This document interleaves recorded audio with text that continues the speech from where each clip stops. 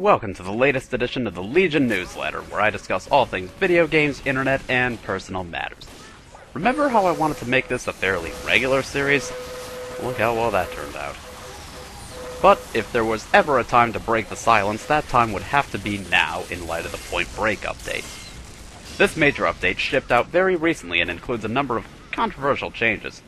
You can check out the patch notes yourself, but to sum it up, it seems like this was an effort on Valve's part to make more of the weapons used and useful by cutting down on overuse of some weapons and encouraging variety.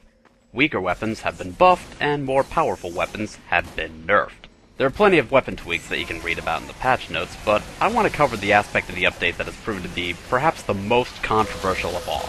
After 5 years, the ever-popular Degreaser has been nerfed. The weapon switch speed has been reworked so that switching from the Degreaser to any other weapon is no longer as fast as it used to be, negating its potency as an air blast and combo weapon. This has been met with a lot of outrage from a lot of Pyro mains out there because that served to nerf the main meta of the Pyro, which revolved around Puff and Sting. This entailed setting his enemy on fire, then using weapons like the flare gun or extinguisher to deal critical damage to his unfortunate victim. We probably already know that, but just a refresher. With the increased holster time for the Degreaser and increased draw time for the extinguisher, as well as a reduced swinging rate, it would seem that this is not quite as viable as it used to be. The increased air blast cost for the Degreaser, and the removal of the Pyro's ability to completely stunlock players with air blasts in general, has further served to make things difficult in that regard. Anyone who knows me knows that I'm in the camp of people who detested the Degreaser, and have been crying for a nerf for a long, long time. I was one of the weirdos, if you will, who thought the Degreaser was not balanced at all, and turned the Pyro into an easy mode class of sorts.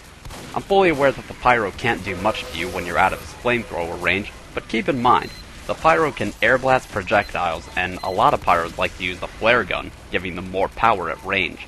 This is a class who's supposed to specialize in close quarters combat. What happened to that? The Degreaser nullified weapon heckling and still sorta does because it let the Pyro switch to any weapon at any time and have it ready to use immediately. But one of the things that I and many others hated most of all was how the Degreaser's Puff and Sting let Pyros pretty much insta-kill anything short of a heavy, and it took no real skill to pull off. Plus, it gave you no time to react and no escape if the Pyro decided to air blast you right after setting you alight. Why would they let this stay for so long? Personally, I have my own little theory to answer that. As TF2 expanded and more weapons were introduced, one of the Pyro's main aspects saw an indirect nerf: Afterburn. Almost every class has some way to counter Afterburn at this point. Valve was probably fully aware of this and wanted to find some way to give the Pyro some way to be more useful again and not redundant as a class in general. The solution came in the form of the Degreaser, which had less of a focus on fire as a main weapon and more of a focus on fire as a utility. It was no longer about torching opponents to death. It was about setting them on fire and using weapons that deal crits against burning targets, like the extinguisher, to finish them off. That's my theory, at least. I would honestly say a better solution would have simply been to not introduce so many anti-afterburn utilities in the first place, but I digress. With the new update, Valve seems to want to return the Pyro to his roots, and encourage him to be a good team player with such changes as reducing flamethrower damage drop-off, and giving the Pyro health upon extinguishing a teammate, respectively. It's an interesting change, but a lot of people seem to be against it, saying that it'll encourage W-Mouse 1 more than anything else and make Pyro a noob class again or whatever. To which I ask, are you seriously implying that it's a bad thing for the Pyro to be doing a majority of his killing with fire? Need I remind you that there was a time when Air Blast wasn't even a thing, and when it was introduced, it wasn't something you could spam without a care in the world? A lot of people seem to be spoiled by the Air Blast ever since the cost was drastically reduced way back when, and it was made more spammable. It seems to become something people just take for granted. Pyro is all about the Air Blast, they say, to which I would respectfully disagree. The Air Blast is indeed a major part of the Pyro's playstyle at this point. I think we can all agree on that.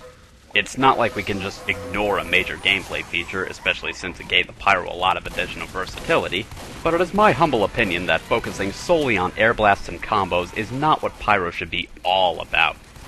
To dismiss the changes as Valve encouraging W-Mouse 1 is just downright wrong.